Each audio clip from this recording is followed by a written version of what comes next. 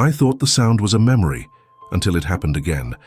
That hollow thunder beneath the ice, that long, trembling cry. Years ago, I pulled a moose from a frozen lake. Tonight, at the edge of another winter, the same sound came rolling through the pines, and with it, a shadow I recognized. But I'm getting ahead of myself. My name is Ethan Cole, 42, winter logger, the kind of man who knows the language of cold. North of Peace River, the snow doesn't just fall, it builds an empire. It sits on rooftops like a sleeping bear and turns the forest into a cathedral of silence. I live alone in a timber cabin that clicks and sighs when the temperature drops past 30. Some men call that loneliness. I call it peace. Or I used to, before that night changed everything. The first time I heard it, I was closing the shed doors against a blue dusk. Wind scraped the spruces. The sky burned a thin strip of copper on the horizon. Then, there it was. The deep crack like a gunshot underwater, followed by a desperate breaking moan. You can tell the voice of an animal when you've lived long enough with snow. Wolves plead in high notes, bears complain with thunder, but a moose in trouble. It sounds like the earth is grieving. I grabbed a coil of rope, my ice spud and the old aluminum sled. Habit, more than heroics. I've hauled firewood, caribou quarters, a broken-legged trapper once, but nothing prepares you for the way fear changes shape when you realize it isn't about you. Have you felt that? The moment your heartbeat shifts from self-defense to rescue. Down on Loon Mirror Lake, the ice wore a fresh quilt of powder that hid its sins. The wind had carved ridges like ribs, and out in the gray middle, something thrashed, massive shoulders dark with meltwater, antlers shattered into jagged prongs like a broken crown. A cow moose. Her breath rose in bursts, steam torn away by the wind. The ice around her had fractured into a black oval, water heaving through like a lung trying to breathe. Easy, I said, absurdly, because words were all I had and panic was all she had. She turned her head, and I saw them, eyes the color of wet penny, seeing me, not as a threat, as a chance. I tested the ice with the spud, listening for the clean, ringing note that says I might live another hour. The sound came back dull as a bruise. I dropped to my belly, spreading my weight, inching forward with the rope coiled across my forearms like a sleeping snake. The lake groaned. A hairline, fissure skittered toward my elbow and veered away, as if even the ice was undecided about me. Tell me, would you crawl toward 1,000 pounds of terror and instinct if every inch was a decision between courage and a grave? Would you, if no one would ever know? Halfway there, she plunged again, legs disappearing, the black water swallowing her chest with a hiss. I heard myself whisper, "Don't go," to an animal that did not speak my language. I hooked the rope around a stump that had frozen into the surface, a gnarled knuckle of drowned wood, and slid the loop toward her like a lifeline thrown into a storm. Her ears flicked, the whites of her eyes flashed. She lunged, missed, and the ice snapped a warning so sharp it felt like it cut the air. "Again," I said, and I don't know if I was urging her or daring myself. She tried once more, and this time her chest rose enough for me to slip the rope behind her shoulder. The hemp bit my gloves. The stump held. I leaned back, legs braced, every tendon in my arms lit with fire. She kicked, water exploding into crystals. The ice moaned, then answered with a hard, ringing strength. An inch, another. The rope burned deeper into the leather. My jaw ached from clenching. And then, miracle in slow motion, her front half slid onto the ice like a ship beaching, the lake spitting her out, unwilling to keep her. I don't remember breathing. I remember the weight, the sound of my boots squealing, the sudden impossible quiet when she stopped fighting. Anne just looked at me, really looked like my face was a map she'd need later. That was the first night. Years passed. Snow empires rose and fell. I learned to live with the quiet again. And then, on a bone-white morning when even my breath sounded brittle, I heard the same hollow thunder under the ice and saw a familiar shadow waiting at the tree line, as if winter itself had a memory. Why was she back? And what, hidden by the frost and the pines, was she about to show me? The winter after the rescue came early, too early. The river froze solid in November, months before its time. The old trappers said it was a bad omen, that when nature moves faster than men expect, something ancient is waking. I laughed back then, but when you've seen a creature stare into your soul through a sheet of ice, you stop laughing at omens. 3 years had passed since I pulled that moose from the lake. I still remembered the tremor of the rope, the weight that nearly dragged me under, and the silence after she vanished into the forest. I used to tell myself she'd made it, that she'd found her herd again, that she forgot me. But every winter, I'd catch myself looking toward that same lake, as if some invisible thread still pulled me there. That morning, frost glazed the window in delicate veins. The thermometer nailed beside the door read 28 degrees C. My breath rose in ribbons as I trudged through the snow to chop wood. The axe bit the stump, echoing through the valley. And then, just like years ago, came that sound. A low rumble, a crack beneath the silence, followed by a single haunting call. I froze mid-swing. Every nerve in my body remembered. "No," I muttered. "It can't be." But it was. I followed the sound down the ridge, past the birch grove and toward the lake. The snow was deeper than I remembered, knee-high, swallowing my boots. The wind hissed through the trees like a warning. And then, at the frozen edge of Loon Mirror Lake, I saw it, a massive shadow, standing still against the morning fog. The shape was unmistakable, broad shoulders, heavy neck, antlers sweeping like old branches.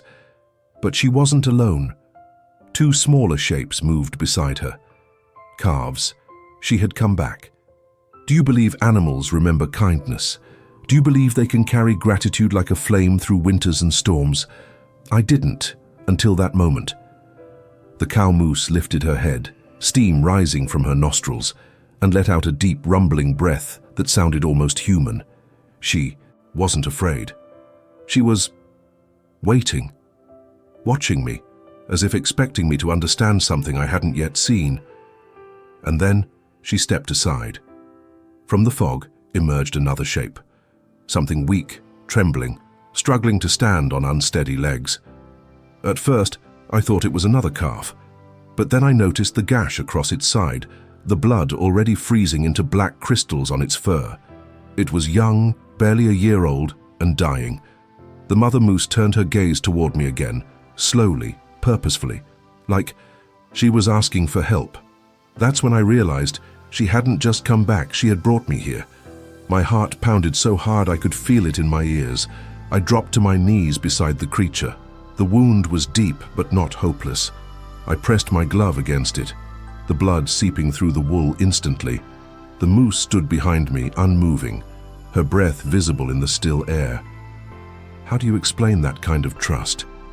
That a wild animal could lead her young across miles of frozen forest just to find you? When I looked up again, her eyes met mine. The same eyes I'd seen years ago through the ice, and I knew this wasn't chance. This was something far greater. The same rope that once saved her life had somehow tied ours together, forever. Snow fell in slow motion, as if the sky itself didn't want to disturb what was happening. I knelt beside the wounded calf, its breath shallow, eyes glassy with fear. The gash across its side looked like it came from a wolf pack, clean, savage, and fresh. I could almost hear the echo of their hunt through the valley. The mother moose stood a few paces away, towering and still, watching me. Her presence wasn't threatening, it was pleading. Her hooves shifted nervously in the snow, but she didn't move closer. It was as if she remembered what I had done once before, and was now asking me to do it again. I tore a strip from my coat and pressed it against the calf's wound. The warm blood soaked through the fabric instantly, burning against my freezing hands. My breath came in clouds, mixing with his. "Stay with me, little one," I whispered. "Just breathe." He whimpered, a sound so fragile it cracked something deep inside me. Behind me, the mother let out a low, guttural sound that sent chills down my spine. It wasn't anger. It was grief. Or fear. Maybe both. I needed to act fast. I wrapped my scarf tightly around the wound, lifted the calf's neck, and checked his pulse. Weak, but there. I pulled the sled closer, struggling to slide his weight onto it. Every movement made him groan in pain, but there was no other choice. The mother moose didn't stop me. She simply walked alongside us as I dragged the sled back toward my cabin, her steps steady and rhythmic, as if she understood the mission. "Come on, buddy, just hold on," I kept murmuring, each step heavier than the last. My muscles burned, my vision blurred from the cold. But every time I looked to my right, she was there, watching, guiding, refusing to let me give up. When we finally reached the cabin, the calf's breathing was faint, almost silent. I built a fire so fast my hands blistered. I warmed towels, melted snow in a pot, and cleaned the wound. He didn't fight. He just watched me, his big brown eyes flickering, with trust, the kind of trust only innocence can offer. For hours I sat beside him, feeding him sips of water, whispering nonsense to keep my own fear at bay. The mother stood outside the window the entire time, her silhouette framed by the falling snow, unmoving, as if she knew her child's life now rested in my hands. And in that flickering firelight, I remembered that night years ago. The rope, the cold water, the moment her gaze locked on mine. I realized then, she hadn't just come back because of gratitude. She had come back because she knew I wouldn't ignore her cry. Hours passed. The storm raged outside, clawing at the windows. But inside that cabin, something ancient stirred. Hope. As dawn broke, the light spilled through the cracks in the shutters, touching the calf's face. His breathing had steadied. The bleeding had stopped. He was alive. And when I opened the door, the mother moose was still there, waiting. But this time, she didn't just look at me. She stepped closer and bowed her head. It wasn't instinct, it wasn't coincidence. It was something else entirely, something that made me believe, for the first time in years, that nature remembers. And what came next would prove it beyond any doubt. The morning after the storm, the world had turned white and still. Every branch sagged under the weight of snow. Every sound seemed swallowed by silence. But beneath that peace, I could feel it. The forest was holding its breath. Inside my cabin, the young moose stirred weakly on the blanket I had laid near the fire. His wound had stopped bleeding, but his eyes flickered restlessly, like he could sense something I couldn't. I stroked his neck gently. "You're safe now," I whispered. "She's still out there." And she was.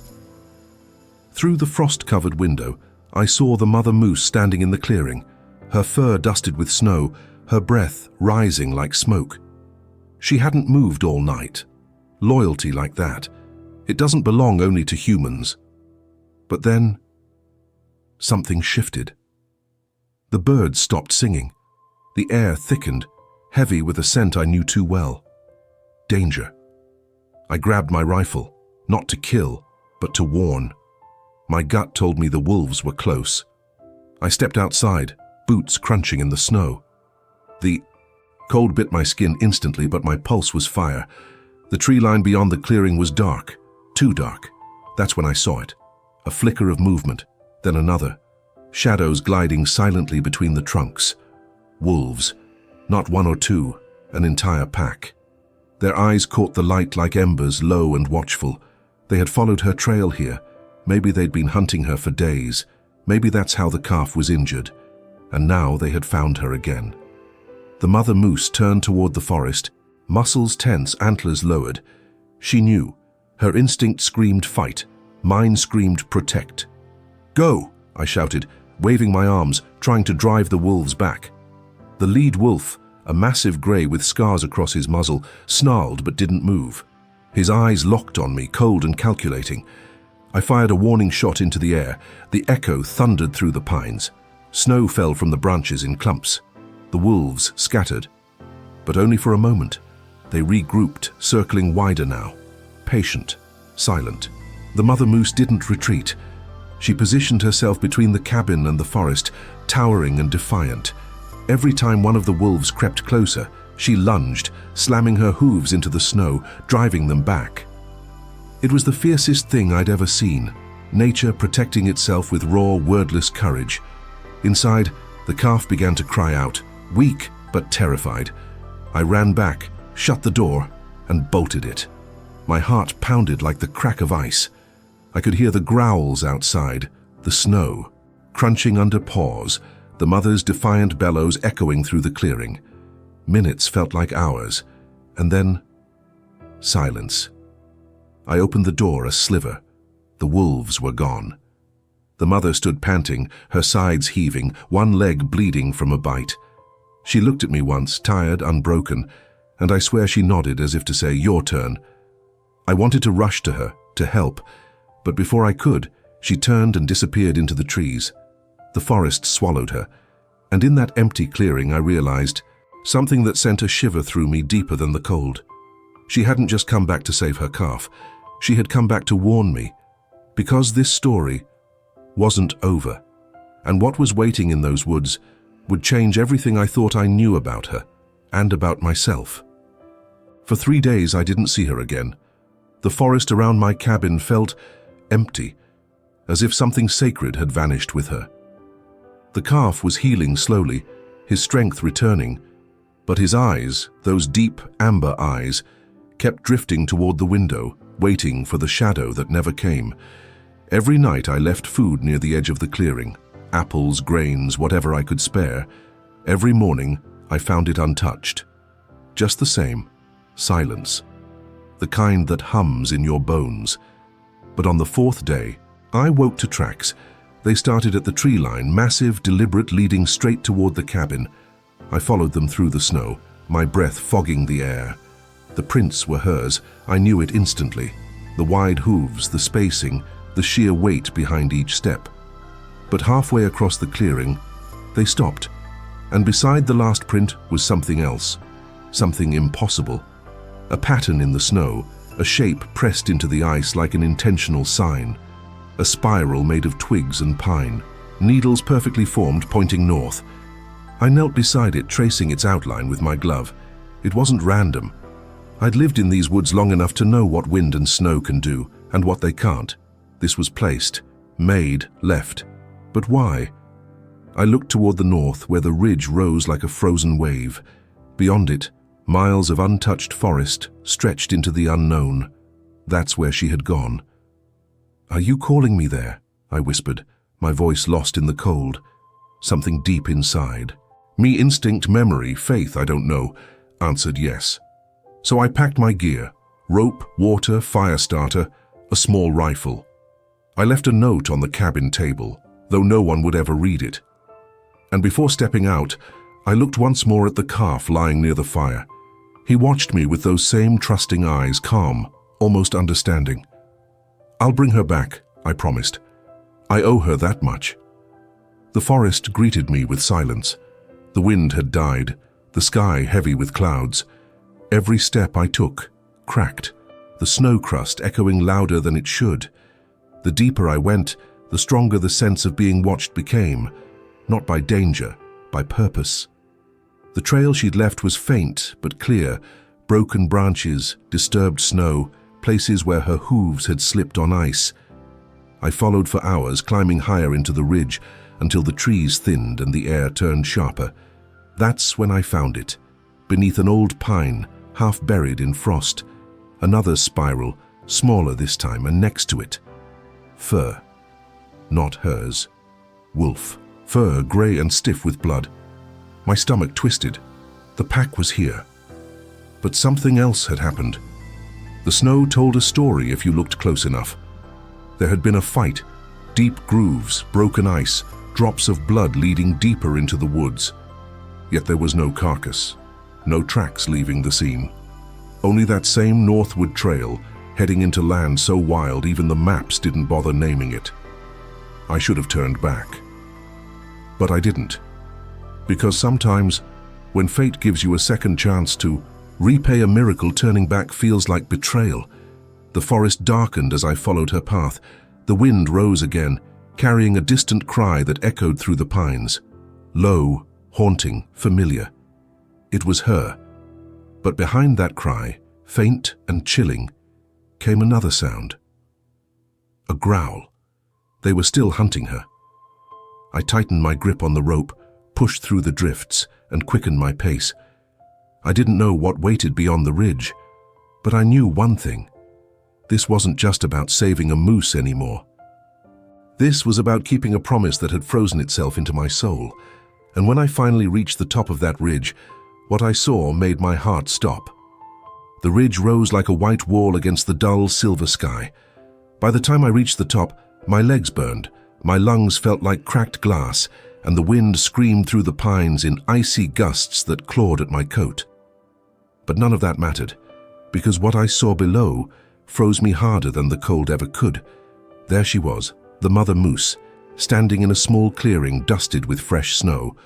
Her body trembled with exhaustion, her breath puffing clouds into the air. Around her, the snow was torn and disturbed, blackened by blood and paw prints. The wolves had found her again, but there was something else, something she was guarding. Behind her stood an opening in the ice, a hollow in the rock face, half hidden by the branches of a fallen spruce. From where I stood, I could see movement inside. Not another moose, smaller, fragile. Two shapes curled together, barely moving. Calves. She hadn't just come back to save one life. She'd come back because she had more to protect. I took a step forward, and the sound betrayed me. The wolves snapped their heads in my direction, eyes gleaming. There were 6 of them, their fur ghostly gray against the snow. The leader growled, a low vibration that cut through the wind like thunder through silence. The mother moose didn't move. She stood her ground, her head lowered, every muscle ready to shatter or strike. I shouted, waving my arms, trying to draw the wolves' attention. "Hey, over here!" The echo bounced off the rocks. One wolf turned toward me, then another, but the leader lunged first, straight for her. The clearing exploded in motion. Snow flew like shards of glass as the wolves attacked. The mother reared up, striking with her hooves. One wolf was thrown aside, yelping. Another sank its teeth into her leg. She roared, a sound so deep it shook the air itself. I didn't think. I moved. I slid down the ridge, the rifle heavy in my hands. My boots hit the snow hard. Pain shot through my knee, but I kept going.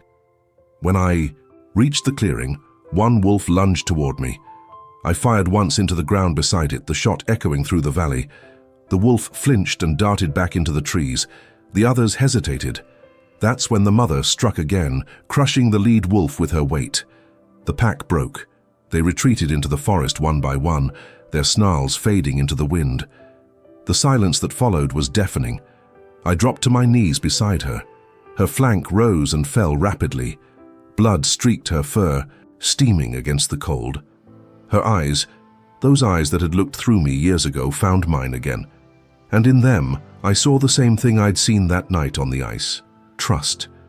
She had protected her young until the end. The calves behind her whimpered softly, nudging her with their noses. She turned her head slightly toward them, then back to me, as if asking for one last promise. "I'll take care of them," I whispered, voice trembling. "I swear it." Her chest heaved once more.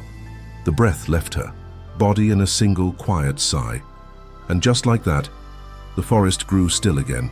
Snow began to fall, covering her body like a blanket. I stayed there for what felt like hours, the cold gnawing at my bones, the weight of the moment heavier than any storm. I looked at the calves, one strong, the other limping slightly. They pressed close together, shivering but alive. Somewhere in the back of my mind, I remembered the first time I'd seen her eyes through the ice. The same strength, the same fight. She hadn't come back for help. She'd come back to pass it on. As I led her calves down the ridge that evening, I didn't feel like a savior. I felt like a messenger, carrying forward a promise whispered through wind and winter. But I had no idea that this promise was far from over, because what awaited us back at the cabin was nothing short of a miracle. We reached the cabin just before nightfall. The forest glowed blue in the dying light, and snowflakes drifted down like falling ash. The 2 calves followed me without hesitation, one limping, the other staying close as if afraid the dark would swallow them if they strayed too far. Inside, the fire had burned low. I fed it new logs, the flames licking upward with a crackle that felt almost alive. The young moose I'd rescued earlier, her first calf, lay curled by the hearth, eyes wide as the newcomers stumbled in. For a heartbeat there was stillness, then a low familiar hum, soft, trembling, rose from the three of them. It wasn't a sound I'd ever heard from an animal before. It was something between a sigh and a song, deep enough to make the window panes quiver. They pressed their heads together as if recognizing each other. My chest tightened. Somehow, impossibly, they knew. I watched in silence, afraid to breathe. The fire painted them in gold and shadow, three fragile lives bound by something I couldn't explain. The limping calf lay down first, his wounded leg twitching while the other two rested beside him. The cabin filled with a warmth that wasn't just from the fire. I should have felt relief. But what I felt instead was awe. Because in that quiet room I could almost feel her presence, the mother, the one who had come back through snow and blood just to keep her children alive. The air carried her stillness, her strength. That's when I noticed something strange. The frost that clung to the inside of the window began to melt, not in streaks, but in patterns, spirals, the same mark I'd seen in the snow on the ridge.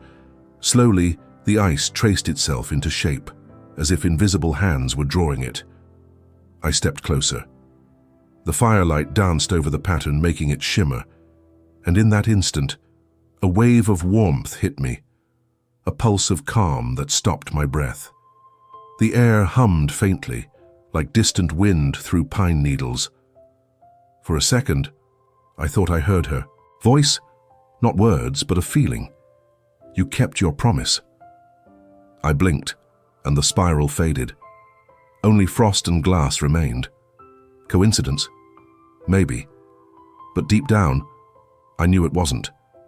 I knelt beside the calves, brushing my hand across the soft fur of the injured one. He lifted his head, eyes glowing in the firelight, eyes that mirrored hers, the color, the calm, the unspoken gratitude. "I'll keep them safe," I whispered. "All of you." Outside, the wind rose, then softened again, almost like an answer. That night I barely slept. Every crack of the fire sounded like footsteps, every gust of wind like a whisper. When dawn came, the sky glowed pink over the frozen valley. And waiting just outside the door was something I will never forget. A trail of hoofprints, fresh, clear, leading away from the cabin, but there was no sound, no shadow, only that faint spiral drawn once more in the snow, and in the center of it, a small tuft of silver fur. Her fur. The miracle wasn't that she'd returned once. It was that somehow she'd never truly left. When I stepped outside that morning, the cold didn't bite, it whispered. The air was still but alive, like the world was holding its breath for something sacred. The hoofprints shimmered faintly in the rising sun, leading into the woods where the trees stood cloaked in frost like silent sentinels, and in the middle of that spiral in the snow lay the tuft of silver fur. I bent down and picked it up. It was soft, impossibly warm. The moment it touched my hand, a shiver ran up my spine, not from cold, but from memory. For an instant, the forest came alive. I saw flashes, not dreams, not visions, but moments. Her eyes breaking the surface of the frozen lake, the rope tightening around my hands, the calves pressed against her side in the storm. The last breath she took beneath the falling snow, it was as if time had folded itself back, replaying the story through her eyes. And then, just as quickly, it faded.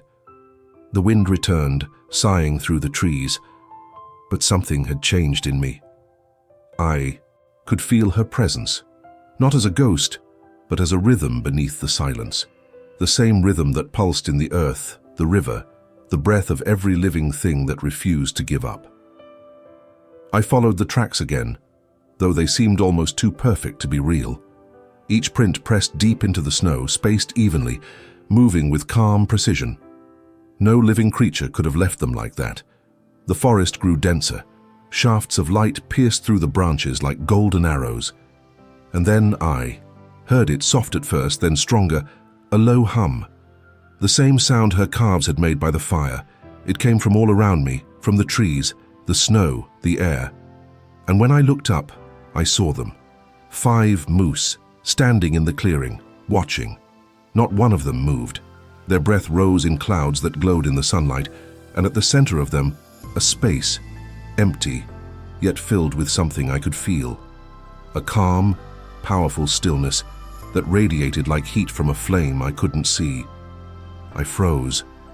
My throat tightened. "You're here," I whispered. The moose didn't retreat. They simply watched. One took a step forward, a massive bull, its fur marked with a white streak along its chest. He stopped just a few feet away, lowered his head slightly, and then turned. Slowly, he began to walk toward the ridge, and one by one the others followed, all except one, a young cow. Her coat was lighter than the rest, soft gray with a hint of silver. She turned her head toward me, and for the briefest second, I saw her, not in body but in spirit, the same eyes, the same quiet knowing. I took a single step forward, my boots sinking into the snow. The young moose blinked slowly, as if to say, "You kept your word." Then she turned and followed the herd into the trees. I stood there for a long time, the silver tuft still in my hand. The wind carried their scent through the clearing, fading into distance. When I finally looked down, I noticed the snow around my boots, spiraling, softly, almost forming the same symbol again. It wasn't about rescue anymore, it was about continuity, about the invisible threads that tie one life to another, across years, across death, across everything we think separates us from the wild. When I returned to the cabin, the 3 calves were awake, standing by the door, their eyes fixed on me. And when I opened it, they didn't run. They stepped outside, lifted their heads toward the forest, and let out that same low hum again, soft, steady, echoing through the trees, a farewell, or maybe a thank you. Either way, it was beautiful. But that night, when I looked through the frost-glazed window, I saw something that made my blood run cold. Across the field, at the edge of the dark forest, stood a shape I knew too well. Large, still, waiting. And though she had been gone for days, I saw her breath rise in the moonlight. The moon hung low and pale, turning the world into shades of silver and shadow. I stood frozen at the window, heart hammering against my ribs. There, at the tree line, the figure remained, motionless, majestic, impossible. She was there. I blinked, rubbed my eyes, even stepped back to steady my breath. But when I looked again, she hadn't moved. The same powerful frame, the same antlers that glowed faintly under the moonlight, the same stillness that once broke through a storm to look me in the eye. I pushed open the door and a wave of cold air swallowed the warmth of the cabin. The snow beneath my boots crunched softly, like whispers beneath my feet. The calves stirred inside, watching silently as I stepped into the night. Each step felt heavier than the last. "Is it really you?" I called out, my voice cracking through the frozen air. "Or am I just seeing what I want to see?" No answer, just the faint rustle of trees, the kind that happens when the forest listens. I walked closer, the distance between us shrinking, my breath forming clouds that vanished too quickly. She stood at the edge of the clearing, her silver fur shimmering faintly, her eyes reflecting the moon like 2 mirrors of eternity. And then she moved. One step forward, then another. The air thickened, the wind died. The world seemed to pause, as if even time refused to interrupt. She stopped just a few feet away from me. I could see the scar across her leg, the same one from the fight on the ridge. My chest tightened, my throat burned. "You came back," I whispered. "You really came back." She didn't flinch, didn't run. Her breath rose between us, forming a cloud that hung in the air before fading into nothing. I wanted to reach out, to touch her, to feel her heartbeat again, but something inside me stopped. This wasn't a moment meant for hands, it was a moment meant for understanding. Her eyes met mine, and in that stillness, everything else disappeared. The years, the winters, the nights I wondered. If compassion mattered, they all fell away. What remained was connection. And then, as the moonlight brightened, I saw something that made my knees weaken. Behind her, faint, translucent, but real, stood another form, a mirror of her, but lighter, ethereal, like fog shaped into memory. It was her spirit. The living moose stepped aside, and the ghostly image walked forward, blending with her, merging into one. A soft wind stirred, spiraling around us, lifting the snow into a slow, glowing dance. The symbol, the spiral, formed again in the air itself, glowing faintly before fading into the night. I couldn't move, couldn't speak. Only tears found their way down my face, freezing on my cheeks. She stepped closer, so close I could hear her breathing. And then, gently, she lowered her head until her forehead touched my chest. Just once. A gesture of trust, of recognition, of goodbye. The moment her head touched me, a warmth spread through my body, pure, steady, alive. Every sound in the forest faded. Every star seemed to flicker brighter, and in that impossible stillness, I heard her voice, not with ears, but somewhere deeper. Kindness never disappears. It only waits to return. I blinked. She was gone. No footprints leading away, no sound. Only the empty clearing and the faint shimmer of snow still swirling where she had stood. I sank to my knees, clutching the tuft of silver fur still in my pocket. My breath broke. My heart somehow didn't, because I understood now. She hadn't come back for help or even for her young.